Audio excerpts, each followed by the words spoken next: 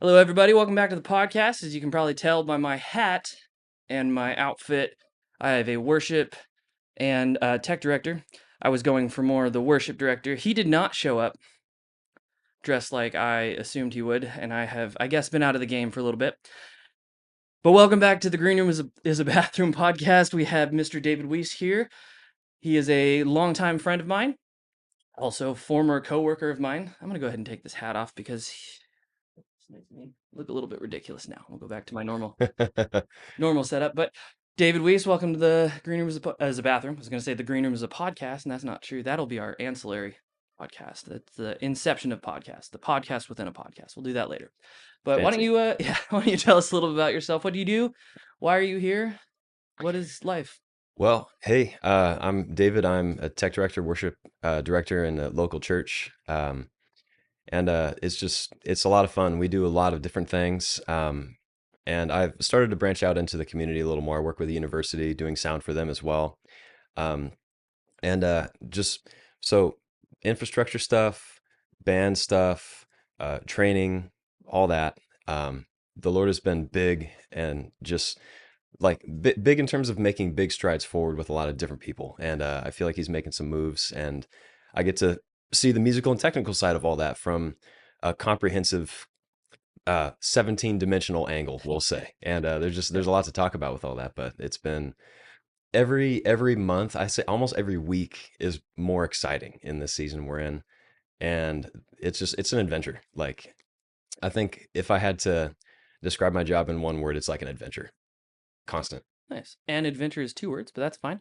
Adventure's 2 words. And adventure. Oh, yeah, If gotcha. I had to describe my job in one word, and adventure. Semantic game. It's fine. That's It's funny. fine. It's fine. Anyways, awesome. That's awesome to hear that you have many different hats.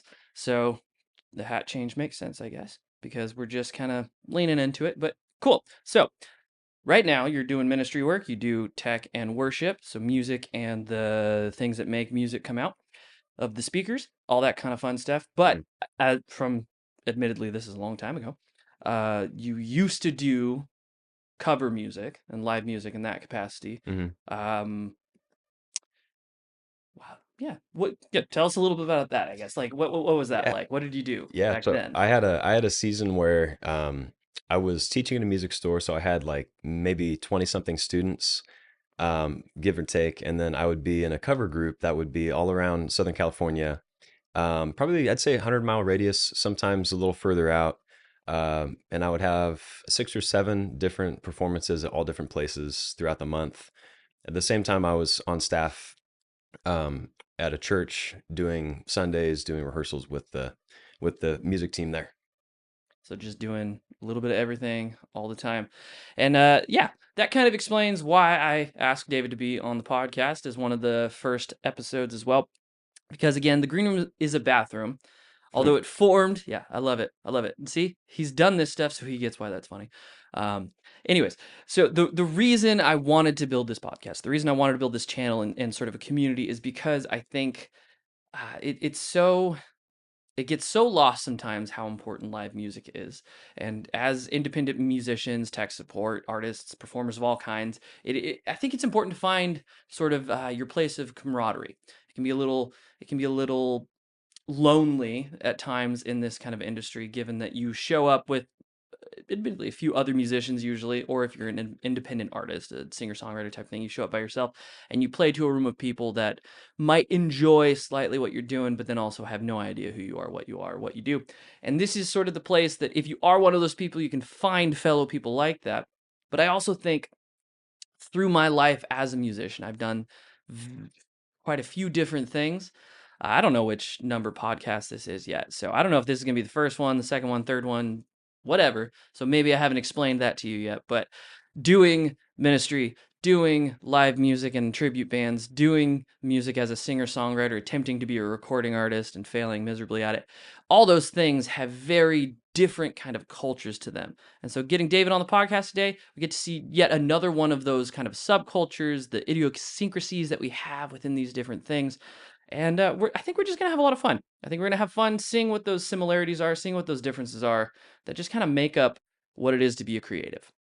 Hmm. So we're going to get into it. We have a few segments today. The first of which I think is going to be a little fun. It's going to be, as a lot of musicians I know do, and David is not an exception to this.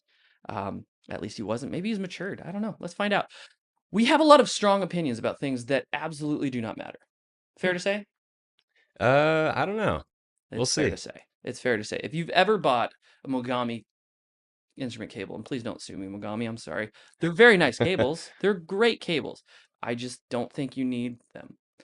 Hmm. I have a bag full of $5 cables that you get when you have those like ridiculous clearance deals at various um, retailers, and they work. They're disposable, but they work. So if you have unidirectional cables, you are aware, or maybe you're not aware, that we have strong opinions as musicians that often don't matter. We're going to get into some of those things, and we'll take it from a little bit of a bent of the ministry kind of aspect of that. Because if you're unaware, there are certain things that are very specific to ministry music, to music within the confines of church. Obviously, the corporate aspect of it, you're going to a bar show or something like that, and maybe you're playing, I don't know, Sweet Home Alabama. You're probably playing Leonard Skinner, right? You're doing something, either Sweet Home or Freebird, the one that everyone's yelling at you. And maybe you'll have one or two people singing along with you because they just want to. With corporate music and worship in that sense, your goal is to get everybody to do that with you. You're trying to get everyone to sing with you. So even just that one specific thing sets the stage for very different things. Very different things. Also, one is a target for adoration and worship. And so that's obviously a very different thing too. But the even small things are different. So we're going to get into some of this, get into his strong opinions on these. We'll see if he has strong opinions. I hope he does, because otherwise this might be a little bit of a cold takes on cold steaks. But the segment is called Hot Takes, Cold Steaks. Maybe there's an overlay graphic that I've put in. So we'll wait. Hopefully there was a graphic. If there's not, then you just saw me be a little awkward. So, first question.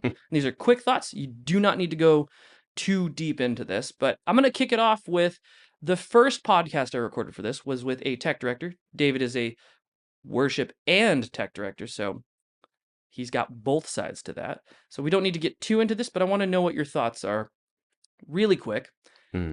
Are worship teams just cover bands? I would say no, Okay. not just. Well, not just. I mean, Yeah. if cover band is an umbrella term, if cover band is a genus, Mhm. is a worship team a species of that genus? I think that I Or would is it say like a liger where there's maybe different I think branches? yeah, it's more like that. It's more like Okay. I was thinking a lot about this, and my initial reaction was no, they're not a cover band because really, um, you're making renditions. Like I mean, there's a range. Like I think this is a little bit of a complex question because a cover is basically you have a range of covers. Like what is a cover exactly? Is it Right. kind of what a tribute group is doing, where you're recreating everything to the nth degree, including the hairstyle, right? Or Often. is a cover like you're just kind of doing a song that happens to have been written by someone else, and the rest is up for grabs. So bring in all the accordions, bring in all the trumpets, play it in semitonal range outside of the 12-tone scale. It's like, okay, what is the range of a So he's coming for you, Beach Boys, apparently. He's coming for you. Just there tuning everything to that piano in that studio. you go. So I think depending on what you mean by cover and depending on how broad that term is, I would say it could be yes. It could also be no. If cover is you're the tribute type situation, I would say we're not doing a tribute act as worship teams. We're not trying to Sure.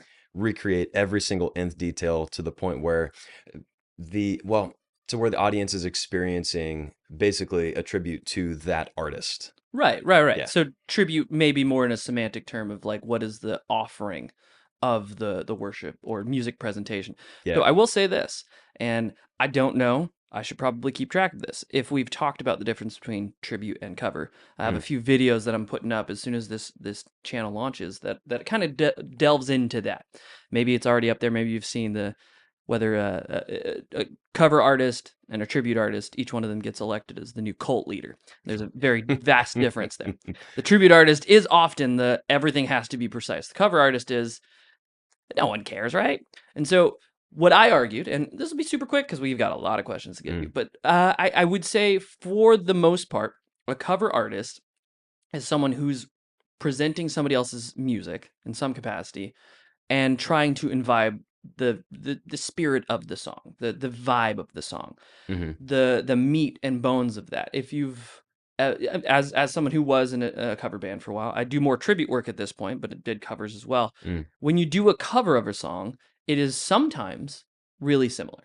And sometimes it's in a medley of other songs. And sometimes it's just kind of like, well, what if this guy in our band who sings kind of like Steve Perry um, from Journey, but we're gonna do a Foreigner song, and so it's kind of like if Steve Perry was the lead singer of Foreigners, because you have a limited amount of singers in a band, hmm um, and so it's sort of inevitably going to imbibe a different kind of feel to it, even as a cover band.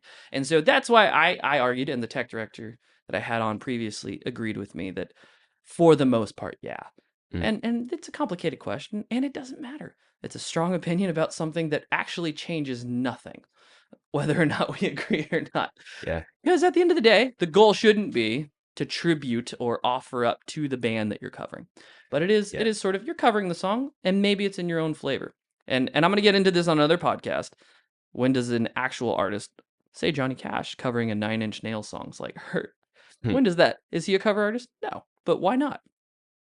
Get in the comments. All yeah, right. So, we put that to rest. David has strong opinions that maybe, and I have strong opinions that yes. yeah. One more Oh thought yeah, about it. I absolutely. think the biggest place where I've seen the opinion on this matter is when someone within the band is approaching a song and needs to know, like, what do I do with this song? Like, am I That's a fair supposed point. to That's a fair point. recreate? Am I supposed to treat this like we're a tribute band?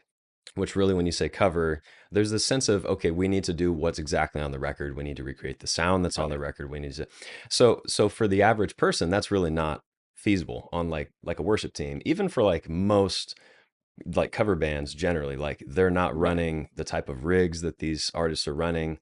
You don't have, yeah. So anyway, I think in terms of actually making the music happen and making it good, it can be helpful to, like, if you're the leader of a team, recognize, hey, there's room for play within this. Like Hmm. I heard Bublé say this really well on The Voice recently. He was talking with one of the That'd be singers, Michael Bublé. Michael Bublé. He They're on a last name basis. he yeah, for sure. I know that guy. I don't. So he made this point to the difference between a cover and a rendition, and I thought it was really helpful because a cover, I think in some sense, a cover implies a recreation. And in some sense, a rendition means you take it, you run with it, you make it your own, you put your own unique personality on it. The people that did renditions on that show, the people that tend to do renditions, it's so much stronger. And it's got some of their personality baked into it, generally, is what I I've see. seen. Okay, that's interesting. That's interesting. I haven't really put much thought or introspection into that. So I guess we no longer have the two categories: tribute versus cover artist. It's now tribute, cover artist, and rendition. So we have those three people, those three warring factions going against each other. But moving right along. Next question: is autotune fraud? No, no, it's Okay, not. It's a tool. it's a tool. It's a niche tool, and I feel like it's a watermark almost. Autotune is A what watermark. What do you mean by that? watermark in terms of maybe that's not the right term. I think let me put it this way. When you listen to a song from the 80s, Sure. there are certain things that you The gated recognize. reverb snare, Gated reverb snare giant bell general. on I, a ride cymbal. a friend of mine sent me a Tom Petty song this morning. He was like, Okay. "This is totally not his wheelhouse. Like this sounds like it's not him. It was Don't Come Around Here and No More." So you listen to that song and it sounds decidedly 80s because it has very like It, basic it, analog process that part. sounds. Yeah, so 80s it was kind of it was the onset of a lot of software instruments for the first time, Sure. really. They started moving away from complete analog stuff, and you have all these kind of weird, like half-baked sounds that mostly show up on really cheap Yamaha keyboards now. And that was the first time that that kind of They're came out. nostalgic, yeah. Yeah, Okay. yeah. So Well, it I has a think sound. So Roland's still doing the Juno and the Jupiter at this point too, and yeah, I think Prophet is even still around. hmm They're just more expensive.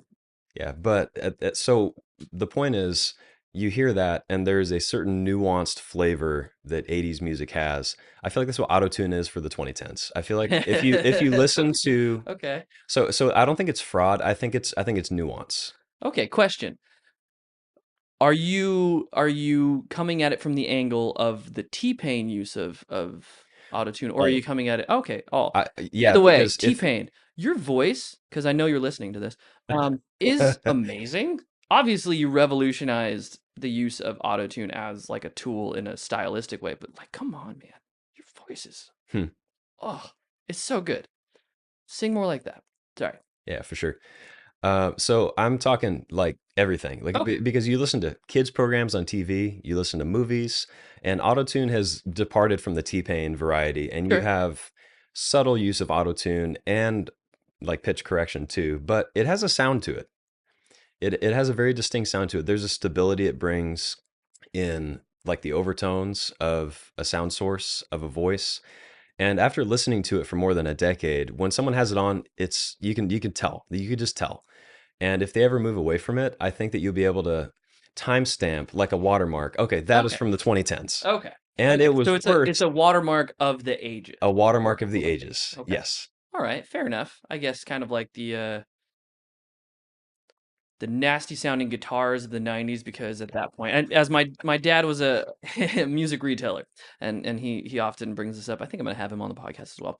I can ask him more directly, but in the 90s it was sort of the no, I don't care about tone. How much distortion can you give me kind of thing. And so that Mm. kind of grungy, overly distorted, not a whole high gain, not a lot of tone kind of thing was sort of the preeminent Yeah. sound of that. And then you can move into the 2000s where it is sort of the pop punk kind of just really clean, tight sounding drums. Then you move into the 2010s where drums no longer exist, and it's all just electronic stuff and all that. Fair enough. Yeah. I think that's a fair point. That's a fair point. One question. Do you remember the Line 6 Spider?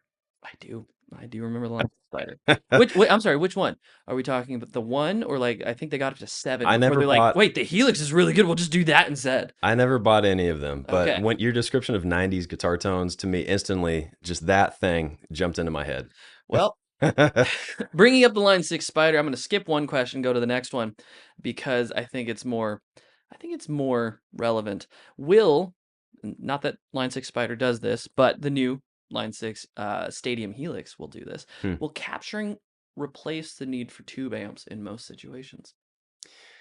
And Hmm. I say capturing, not modeling, because they are different. I think size of venue is really important for this. Okay. I think that if you were running full scale PA with anything more than like 100 seats, I think almost across the board having the modeling is going to be a better bet these days. Okay. Because with tube amps, you struggle a lot with audience coverage with these. So almost exclusively in larger venues, you have to have some way to capture the tone from the tube amp and spread it into the PA so you can spread it into the whole entire audience in a way that's consistent if you want to do good sound and have good sound in every seat. So with that being said, there are some things that have been invented recently that have really done a great job. Actually, one of our dudes on our team is quite a tone snob, and I've used a bunch of different ways to use his tube amp with the PA to capture it. And my favorite one is the Torpedo Captor X. It actually does a fantastic job of Not a sponsor, by the way. yeah, no, it's the only one I've really seen where you take a mono signal and it really does a good job of turning that into a dual mono that sounds like stereo, Right. which I just love stereo guitars. It's just Sure. great. Sure. So Okay. with that being said, to finish the thought, I think that practically any medium to large scale venue, unless you have really specific infrastructure to use said tube amp, Okay. I think that's going to be easier to do the recreation. But then anytime you have a smaller venue, like bar, club, like outdoor type stuff, and you don't want to fully rely on the PA, say you don't have a sound guy, Right. I think a tube amp is still pretty needed. Okay. Not not super controversial. I'd still prefer the tube. I'll just bring a nice mic. Royer makes some good stuff. Not a sponsor, but if you'd like to be, get in the comments. All right. Next question. I'm going to go back to the. No, I'm just going to keep going right along. This one is relevant to the first question I asked you about Mm. if worship bands are just cover bands. When Elevation Worship goes out on tour, Elevation Worship is a worship band um, for a specific church. I don't know if you can figure it out. It's called Elevation. Anyways, that's for our uninformed listeners. When Elevation Worship, the worship band for Elevation Church, goes out on tour and they still have a worship service on their main campus, is that band just a tribute band to Elevation now? Hmm. Just a tribute band. because they are trying to recreate everything. But aren't they also elevation at the same time? Like Are they they? are. This is a ship of Theseus kind of question, I guess. At what Hmm. point can you replace certain things and the essence of the ship of Theseus no longer be? So, Yeah. are you aware of So the philosophical question? I've never heard of that one Okay, the actually. ship of Yeah. Theseus is essentially this old boat. It's a ship that is stored in a museum. It's constantly decaying because it's so old, so they'll replace wood with new boards and things like that. They get to the point where the entire ship has now been replaced, Hmm. and someone takes the old pieces and finally figures out a way to restore them, and they build the ship of Theseus back up. Hmm. Which one is the true ship of Theseus? That's the philosophical question. So, I if you see. have elevation worship, say they go out on tour, you have, I don't know if I'm allowed to say all the people's names. I only know Chris Brown's name. And it's not that Chris Brown, it's the other Chris Brown. Hmm. And he goes out on tour with the guys who recorded the album with him. The probably live album, I'm assuming, because why wouldn't you do that at that level of production that they have in their campuses, anyways? So they're doing a show in, I don't know, Dallas Fort Worth, which is thousands or 1,500 miles away from their main campus in, I believe it's North Carolina, might be South Carolina. I don't Hmm. know. It's on the East Coast. Hmm. And now you have a group of 30 people or whatever because they're giant church and so they can afford to have 30 people on stage. None of them recorded the album. Hmm. So they are recreating this. Maybe they're using tracks that are from the album. Maybe they're using the exact same drum set that was recorded for the album, the exact same guitars, the mic setup, the everything. They're probably even using the same mixing board that was used to mix down this album. Is that a tribute band or is it just, I don't know, elevation worship? I think that This doesn't matter, by the way, yeah, this is but we're yeah, gonna it's have a very really is aggressive the answer. word semantics with this one kind of? Yeah. Oh, How well, does I mean, I that think almost um all of these questions, absolutely. yeah, Yes. yes. Yes, I mean I think so the question to back to your question just to reiterate, so is it are they a tribute band Yes, then? is the elevation worship team The that's one on the on campus. campus, not on tour Okay. under the name, Okay, are gotcha. they a tribute band? So the original artists who actually wrote the song are not present. Correct. They're the original Although producer, Stephen Furtick, the sound producer pastor of is Elevation there. Worship, is Maybe. almost always credited with songwriting Yeah. credits. So he is there. He's just not on the team. He's doing his speaking thing. He's doing the preaching thing. Yeah, I would say it depends on the approach they're taking. Like, are they going for, and this is where you'd have to actually hear kind of how they are approaching the song. Are they approaching it like a tribute where we want to recreate the album exactly with all these details? Say they are. Say they are. I Yeah. think that in that sense, they, hmm, tribute. I think they're not pointing to themselves in the sense of a Okay. tribute. I think the main distinction, like there are a lot of parallels with the tribute group, but I Keep this think in that, mind. A tribute band is not an offering to the tribute band or the band that they're tributing. Tribute in a secondary definitional way. So mm, the connotation might kind of be that way, but denotation, or maybe I'm reversing that. The idea is that they're presenting to the audience present there a tribute to this band. So an emulation, so to speak, of the group. So it's like hmm, you're seeing the real band, but for like $20 instead of $2,000 is the idea. So in that capacity, understanding tribute band not as a we're this is in celebration of the band. It's more of a recreation of that band. In that light, would you? And I'm putting 15 more qualifiers on this question just to yeah, get the for right sure, answer for that I sure. want from him. Uh, I, yeah, it's okay. So technically, in the sense of making the music, they are doing what a tribute band would be doing in so many ways. right. Um, Outwardly and within the public sphere, they're not existing as a tribute band because they are. You're not going to see elevation worship. You're going to connect with Jesus at church, and you're Of going to course. worship. Of course. So Hopefully. I think one of the angles, Hopefully. yeah, I'm not I saying mean, that everyone's frankly, doing that, by the way. and frankly, some of them might be going, "Oh, I want to go to elevation worship," right? In that Right. sense, they're going to see kind of is what is really like an act, like an artist. Right. So I guess the motivation with that is a factor. And if they're, "Hey guys, we're elevation worship, let's praise," like I don't think they would ever say that in their service, right? Probably I not. think they would just Probably not. point to because it's a Hopefully not. platform. I think you see the difference between a platform and a stage in this particular sense. Sure. So they're a platform, they're proclaiming the message and pointing to something else. Whereas I think a tribute act usually exists on a stage and they're kind of pointing to the original artists either directly or Okay. Fair so enough. I think that's the main difference. So I think practically they're doing a lot of parallels. I think Okay. functionally and perceived wise, they're not. So this is essentially just a way of kind of, I guess, digging into what you would suggest a tribute band is. So again, the podcast is about live music and kind of Mm, the different subcultures therein.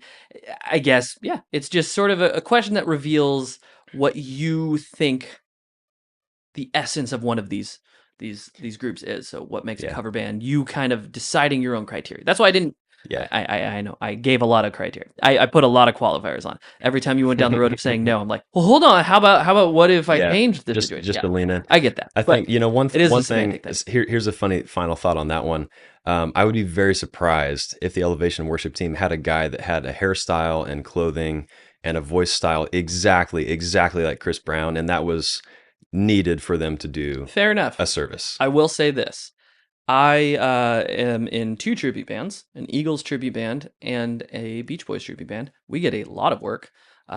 Within that, if you can call it an industry, Hmm. probably should because we, make money off of it. It is my not day job because we usually play shows at night. It's your night job. It's my night job, I guess. Uh, we are one of the more prolific Beach Boys tribute bands in the country, and with that, we wear Hawaiian shirts. We wear red Hawaiian shirts, not the white. We do wear white pants, but we don't wear the white pants with like the blue Hmm. pinstripe kind of. Yeah, the quintessential Beach Yeah, we Boys don't garb. wear Yeah, that kind of stuff. We also don't have a this guy's Brian Wilson, this guy's Carl Wilson, this guy's Dennis Wilson. but some groups do. Some groups do, Like Michael sure. Jackson, there's got to be a Michael Oh, Jackson for sure. a Michael Jackson tribute, Well, right? yeah, that's fair. That's a one guy. But I guess it is, yeah, you get into the semantics, the philosophical, what is a tribute band? And that is a super important question, thought through and discussed by philosophers the world over. Anyways, next question. Probably not going to be as deep. Are capo users dirty, dirty cheaters? Capo users? Yes. No. Are they dirty cheaters who spit on the very essence of what it is to be a musician? I should have finished the question. No. Oh, okay. Good. I would say no. Good. Okay. Yeah. Fair enough. Yeah. I think it depends on why you're using it. If you're using it just to be lazy and not really learn chords, I think that there is a sonic benefit to using capos in Sure. some ways because the overtones that are produced when you do a capoed chord versus when you just bar it are different. You tend to have a brighter tone with the capo. Sure. So there's actually a nice sonic benefit, and you can focus more on singing. But I think if you use it just overly as a crutch, maybe you don't necessarily need to learn the entire neck to just do songs and sing and strum. Okay.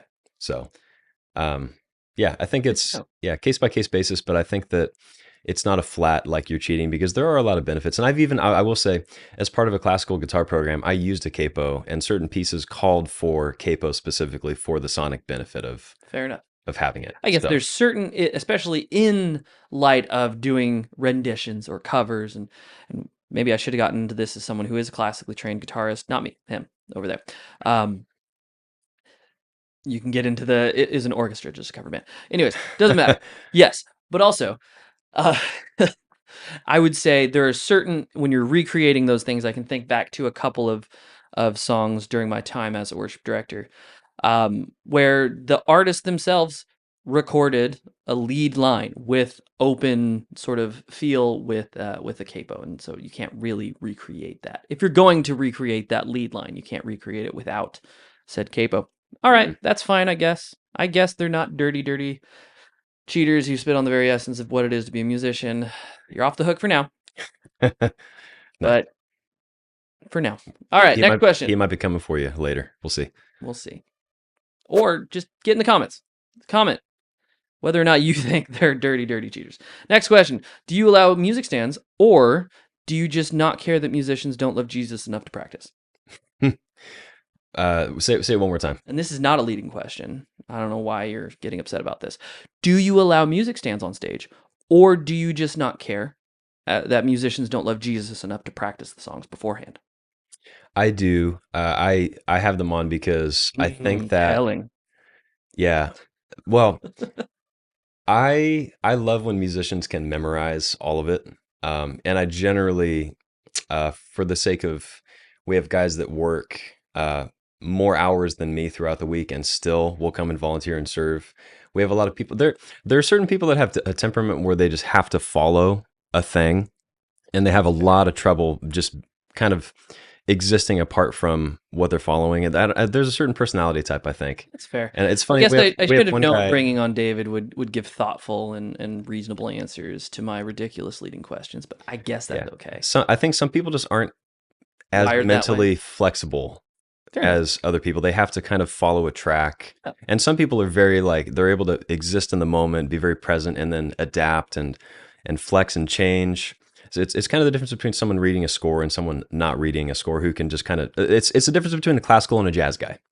okay. The classical, Okay. frankly, people that have more of a classical background really need something to follow and have a score. And they could memorize it, but they lean on that, and it's a big stretch for them to break off of it. I wanna ask a mean question. Do it. I feel like this is so you're saying all the people that you work with who use music stands are classically trained musicians. I And actually I know that's not true. a I'm lot of just a being lot of vain. them do have that I'm background. I'm sure I'm Yeah. sure plenty of them do. As someone who is well, let's just say basically had the job that he's doing, at least in part. I know that's not the case for everybody, and I was just being facetious. And I want to take this time to apologize to everybody, um, starting with Mr. David Weese here, for my facetious behavior. But let's move on. All right. Again, I'm just asking leading questions. Now I'm probably going to move on to a different one.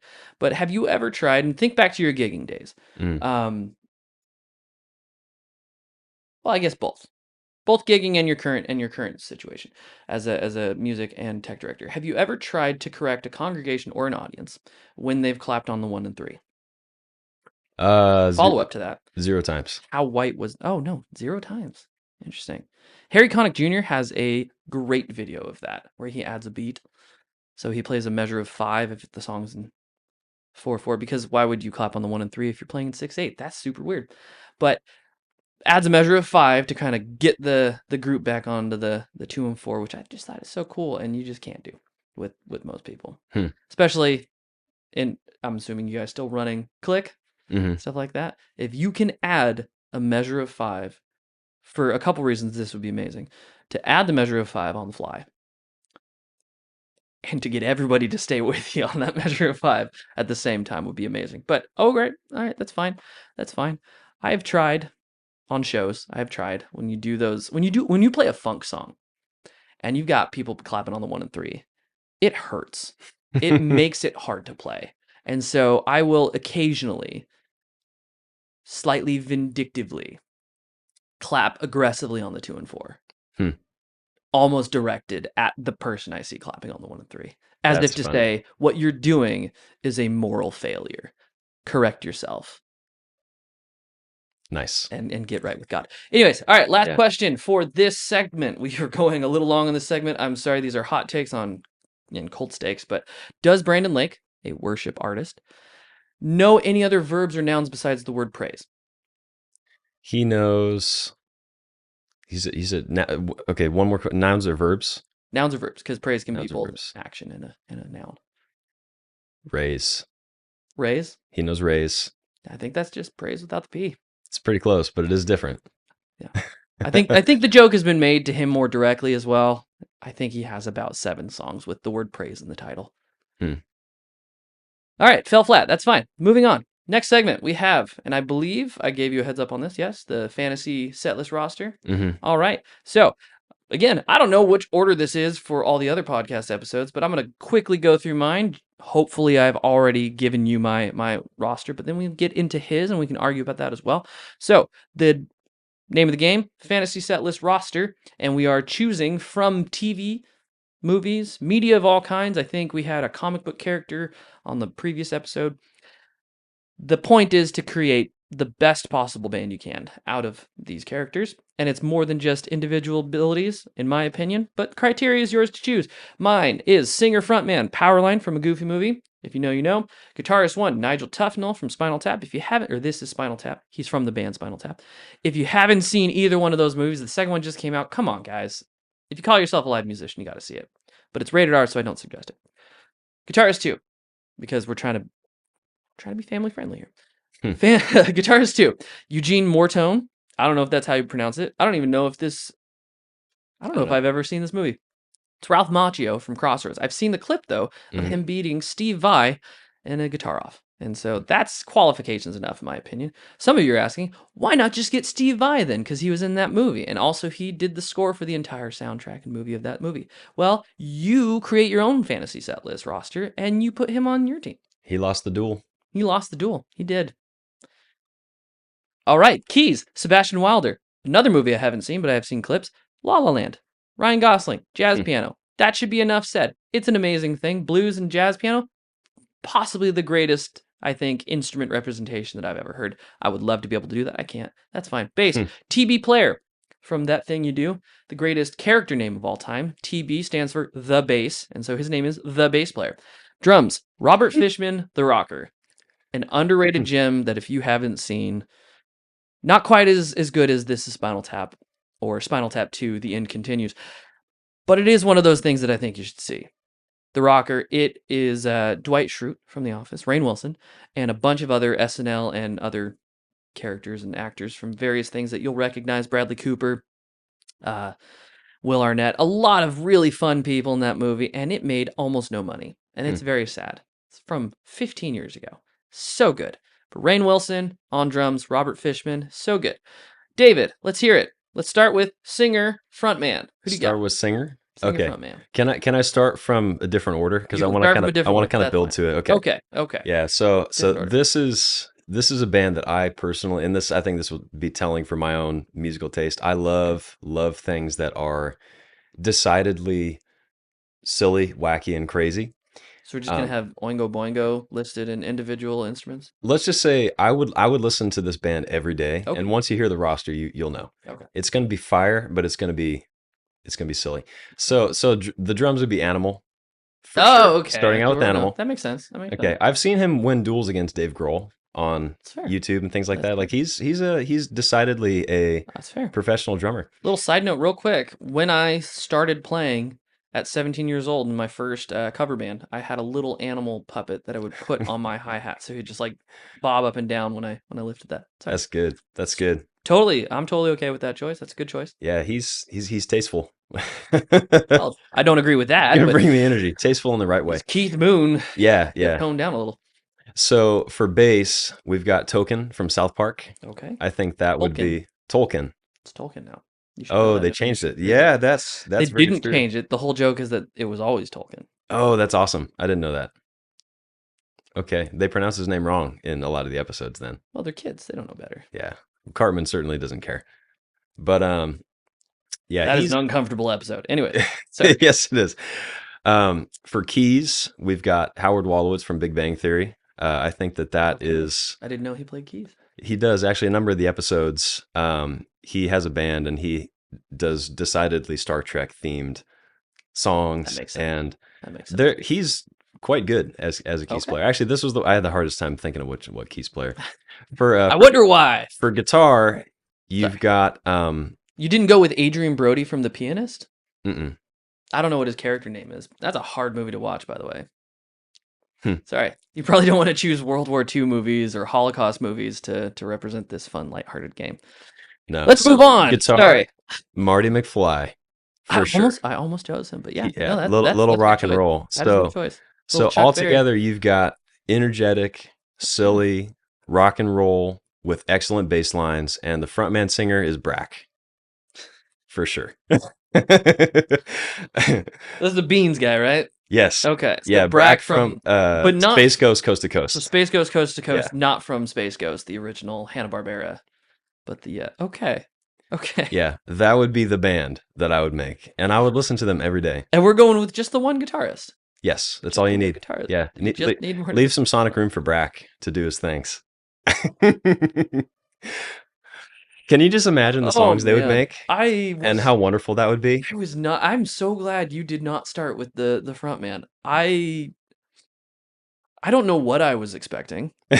It wasn't that. It's interesting enough that I also chose a cartoon character for my front man as well. But I was not expecting Brack. Okay. Well, if you haven't seen an episode of Space Ghost Coast to Coast, or just any clips from that, I would strongly just look up Space Ghost Coast to Coast on YouTube, type in Brack and Beans, and just have yourself a good laugh. It's great. It's Yeah, great. It's a yeah, it's a niche band that you're going to be producing. totally. Um. Yeah. You'll probably have a small but very dedicated following. All of the views and all of the listens will be 99% me. I will listen That's to this band every day. David is going I to love it. personally support this band financially. Yes. That makes sense. Okay. That's really good. I really like that. I really like that. I do think Animal is an actually genuinely good choice.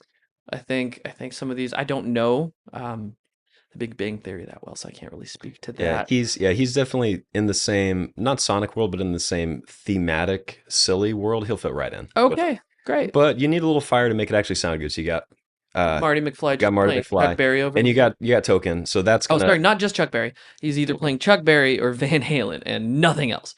yeah, Okay. yeah, That's yeah. great. So That's great. All right. That is I am genuinely stunned. I okay. I mean, I guess at the end of the day, when you're playing this game, which you can play at home with the board game that doesn't exist yet, but if it does exist, please don't sue me. Or I'll invent it and I'll sue you. Doesn't matter. I think it's important to figure out your own criteria. What do you want in a band? What do you like in bands in general? And mine was I was trying to gel this team together. I chose yeah, I'm stumped, man. I'm stumped. I didn't expect that, but that's great. That's great. All right, moving along. We have our last segment before we say goodbye. We have the Let's Start a Fight segment. Maybe I have a graphic going over the top. Maybe I don't. Maybe I just look silly. Doesn't matter. We have Let's Start a Fight, which is we will be ranking the following groups of live musicians or live music community members using whatever criteria you'd like. But I do want you to explain, so you have to stand by your choice. We have DJs, sorry, tribute bands, cover bands. We've spent a long time today talking about the difference between those two, so hopefully this helps. And then we're gonna get a little bit more confusion, throw a couple more wrenches into the mix. Cover bands, and then we go to wedding bands. There is a difference. Bar bands, there is a difference, and then singer songwriters, with the caveat that also they play local restaurants and will sneakily add in their own. So they're doing mostly covers of say the Ed Sheeran or James Taylor, depending on their age, of course. Because if you're 60, you're playing James Taylor. If you're younger than that, you're playing Ed Sheeran. And I'm sure if you're Gen Z, you're doing something different. I don't know what it is. Have fun with it though. Anyways, and you'll sneak in your bad originals in the middle of that. So we're ranking 1, 2, 3, 4, 5, 6 different bands. I should probably have just numbered them on my list here, but I didn't, and that's fine. I just realized I was supposed to be playing a game this entire time, and I wasn't. I've been sneaking in other videos various song titles from artists. I'll have to save this for another episode. That makes me sad. That makes me sad. I didn't do it today. It's at the bottom of my list. That's my own fault. I'm sorry, David. I'm sorry, audience. Anyways, let's make people mad in the comments with ranking these 6 groups. David, at number 6, who do you have? I think DJs would be the bottom. I think there is no question.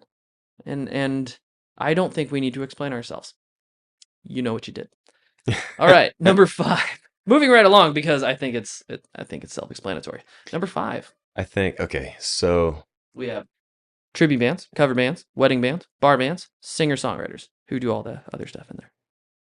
I think that wedding bands would be next. Interesting. Controversial take. Why? Yeah. I do think you need to explain this. Yeah, I think that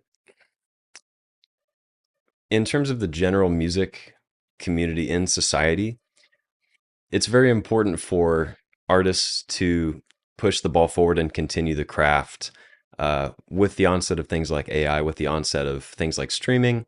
And a wedding band, I think is functionally doing a job, but they're not necessarily doing anything to move the ball forward. They're not making new material. They're not engaging in pioneering creative exercises. They are generally going to be background music relegated to a corner largely. So they're kind of filling the space, almost doing what a DJ's doing. Or they're going to be playing for like a dance, which most of the time DJs get hired for weddings anyway.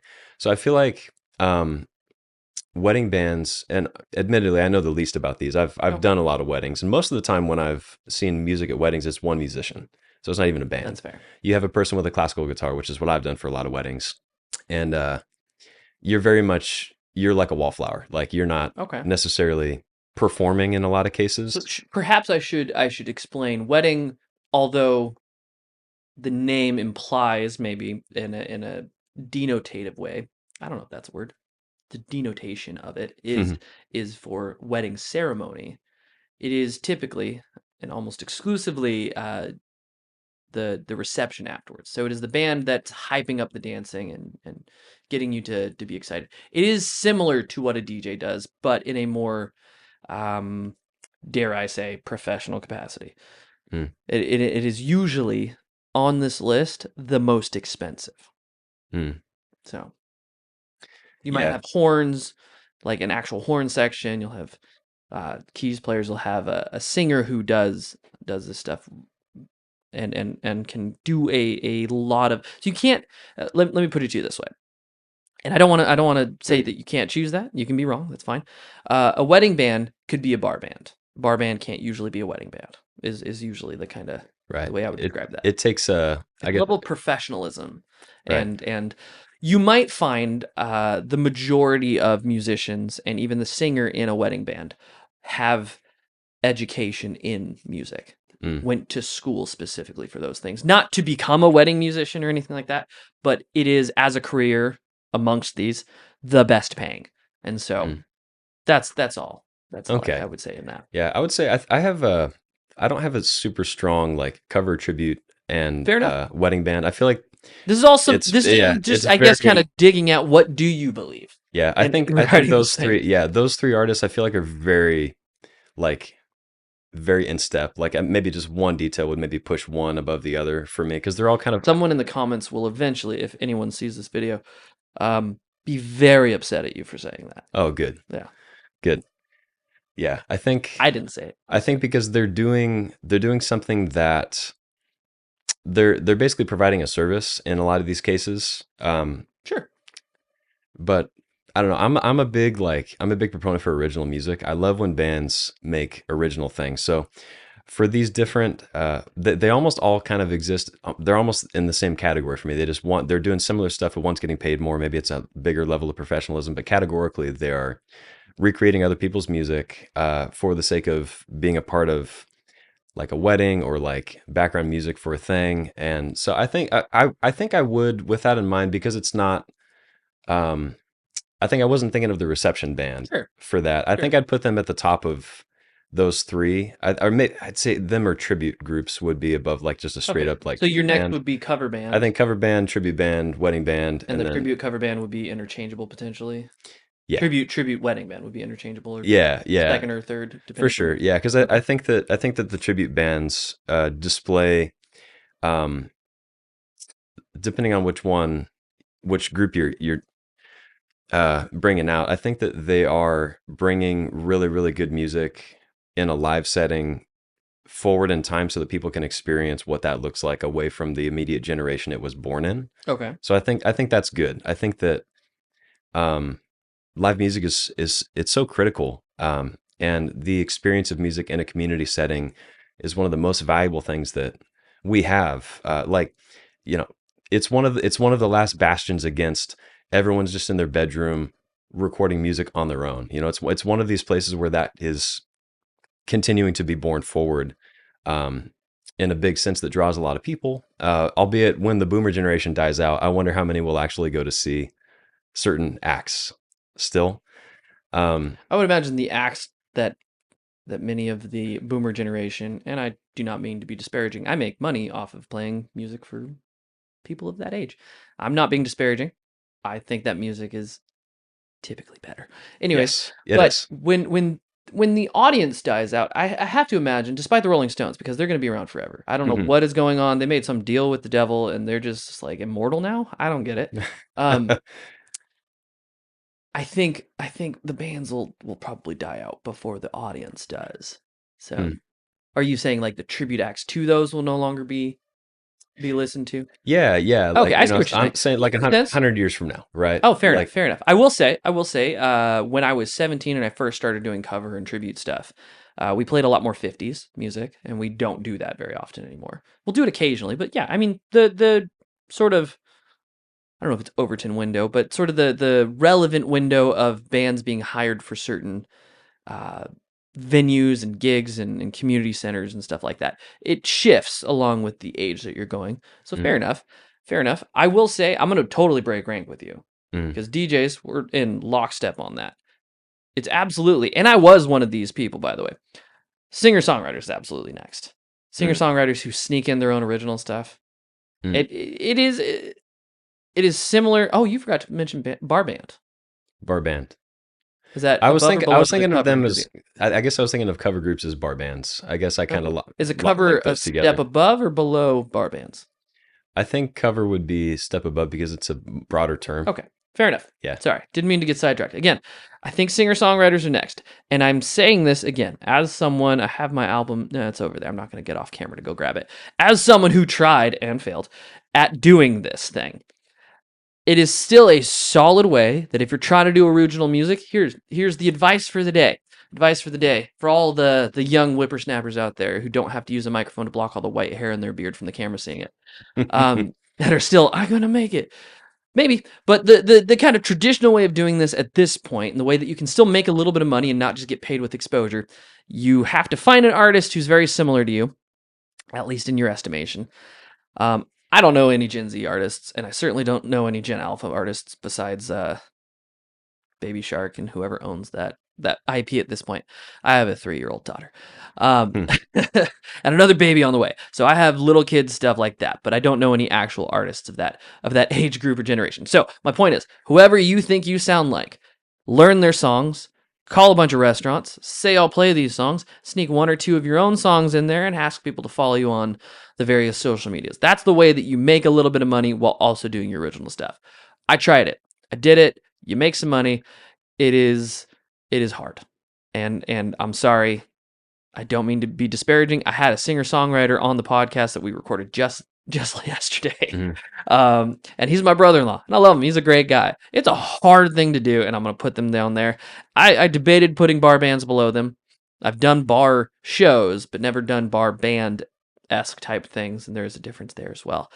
That's hard too. And I think that there's a viral video going around, at least in my kind of circle of observation, where it is a group of older men playing, and I say older men, they're barely older than me. They're probably in their 40s, maybe pushing 50, playing a bunch of Blink 182 songs. And I say playing very loosely. And you'll notice I didn't say singing.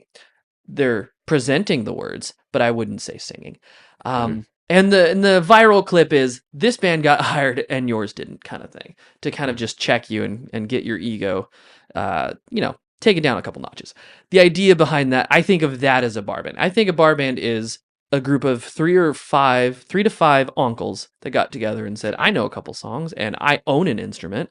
I can't necessarily play it, and we'll get some shows. I don't know why they have to be uncles. It's just part of the classification process. You have to be an uncle to do that. I say that as an uncle. And then so singer-songwriters, because it's dirty, dirty work. You have to sneak in your own stuff, and that's just no one showed up to the restaurant. No one showed up to the bar. No one showed up to the coffee shop. Hey, I would love to hear the song that's not as good as these other ones. No Mm. one did, and so we're just kind of sneak attacking them. And I say that Mm. having heard a bunch of good ones, but I'm sorry. Even as one, I'm putting you at 5. So DJ is 6, singer-songwriters 5, bar bands are number 4. And then at number 3, I am going to put cover bands, although I do think it is an umbrella term, and I've used that a lot. I think cover bands kind of encompass almost all of these. But cover bands traditionally for me have just been, we can play our instruments. Maybe one of us can even sing a little bit. And we're showing up and we're playing a concert in the park. I've done a lot of those. Not disparaging that as well. Maybe you even have a couple of followings, and for some reason you have merch.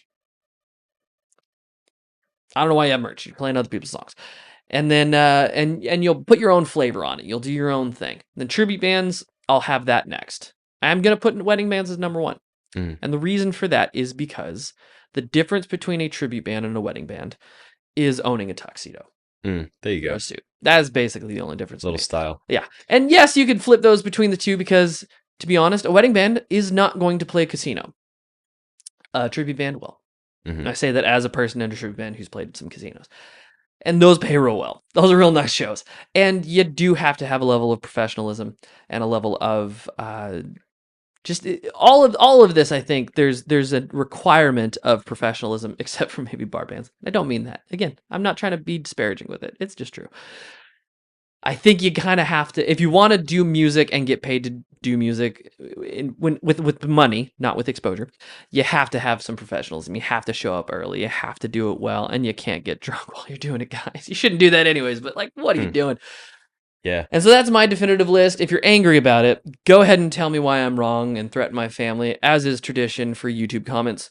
Nice. I don't Okay, think so I have my number yes, one. number one. I did never Okay, talk about I'm sorry. why He I did not put talk about number one. singer-songwriter at number one. Okay, you're right. I cut So him off. so Let's hear it. let me finish the thought here. So Okay, singer-songwriter, I think, is also an umbrella term.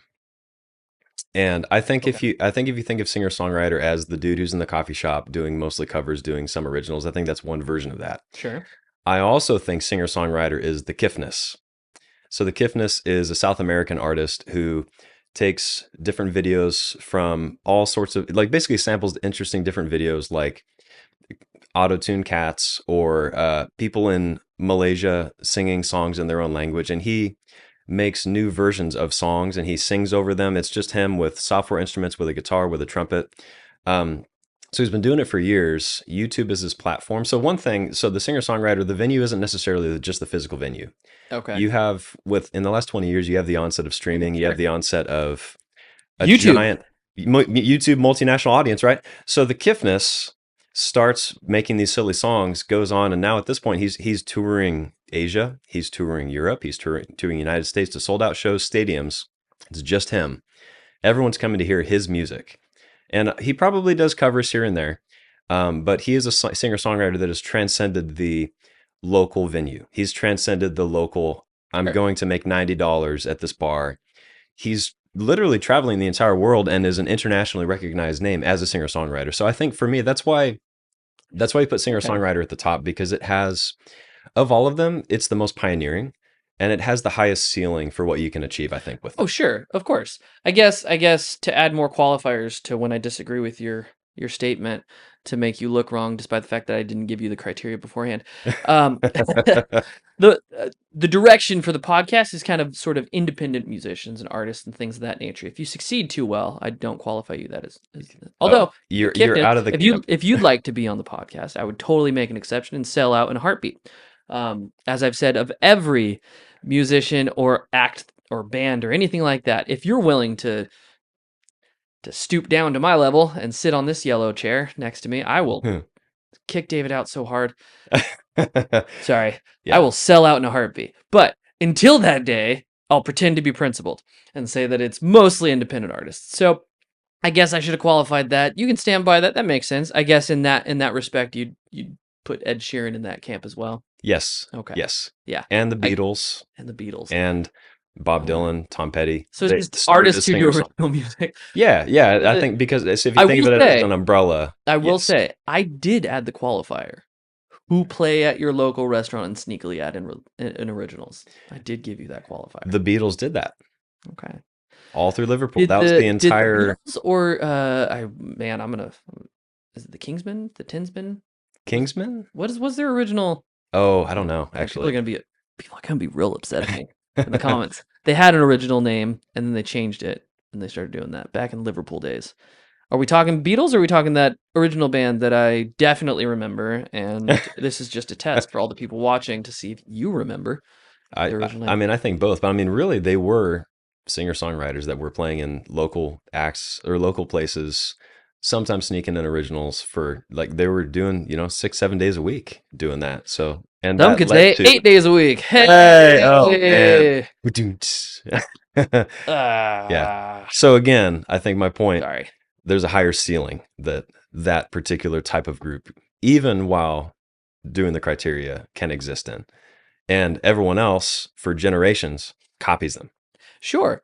In the same token, again, because we are starting a fight, that's the entire name of the segment. Let's start a fight. So I'm gonna keep that going. Would you say they also have a lower floor? Yes, yes. I think the open mic night is a big example of that. Yeah. Yeah, it is. It's wide. It It's a wide it is. world for It is. that. Okay. Which do you think is more common? Ed Sheeran or the open mic failures? I mean, not failures. Some other word that means the same thing but seems nicer. I think the open mic is way more common. And to extend on that, the open mic has become the open stream mic for the whole Yeah, broad internet. it You has. have a bajillion people in their bedrooms recording things badly Yeah, and posting it online. So that's the new open mic, right? it is the new open mic. I think. Oh man, I look up all this stuff before. So I do a bunch of research before we do these podcasts. And then I also forget all of the research before we do these podcasts. I think it's something at least like 1,000 songs uploaded to Spotify every day. At least. There's got Mhm. to be more than that. But someone releases new music every single day on Spotify. Some of it might be okay. Most of it is not. We're all just trying, right?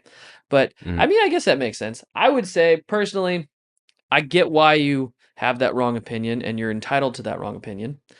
As again, a singer songwriter trying to make that work at one point in my life, we're the worst. We're the worst, guys. We should just know. They didn't show up. But you were brave, man. I was brave. You pioneered. You were brave. Yeah. There is only one album I think in existence left, except maybe there's a few in my mom's closet because she bought a bunch. That there's any proof that I had a tiny little record contract. It's the worst. It's Hmm. so bad. No one showed up to that. No one shows up to a coffee shop thinking, you know what I'd really like right now is uh is a really bad song about someone's breakup, and I don't know either side of the story. I don't know either people, and I'm just gonna naturally assume that the person singing it to me was in the wrong because they're the one forcing me to be Hmm. faced with this terrible, terrible song. I don't know. It doesn't matter. So, well, David, thank you so much for joining us. Do you have anything else you'd like to share before we go? Anything um, I know you're doing mostly he's doing the 9 to 5 worship, I'm sorry, 9 to 5 music job as a worship and tech director. So he's doing the dream, I guess.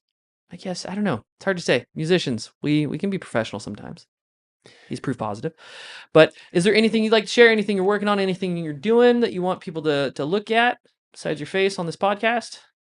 well, I would Beautiful. say do music with more people together, jam more. One Okay, thing, that's one good. thing that I loved in early 2000s, even 90s when music was kind of at a different point than it is now. People getting together doing music, just having fun musicking together as a verb. I think that we've seen a lot of it drop off with the onset of streaming online, generally people becoming more individual. And there is no substitute for being in a room with other musicians, just chipping away at it, having fun, playing. It's one of the best things you could ever do. And I think that places that create that space for that to exist are really valuable because we have a very quickly changing environment. And I was talking with Mark about the onset of AI. One of the things that will keep AI from completely erasing music in the public sphere is how wonderful it is to actually be with other people doing music. It's really hard to actually relate with a software program that is going to do music in a very certain way that is based on its programming. Whereas if you're with a live person, there's a connection, there's a conversation, and there are a lot of subjective and subconscious details that come through when you are more than just yourself doing music on your own in your room. So find spaces, like find friends that you can jam with, find friends that you can actually go and, even if no one's listening, it's worth doing because there's nothing quite like it. Well said. Well said. And remember, this is our reminder as we're going out. Music is older than writing. So stop reading, stop writing, start playing music. Yeah, man. Readings for nerds. Thanks, everybody. This has been the Green Room is a Bathroom podcast. See you next time.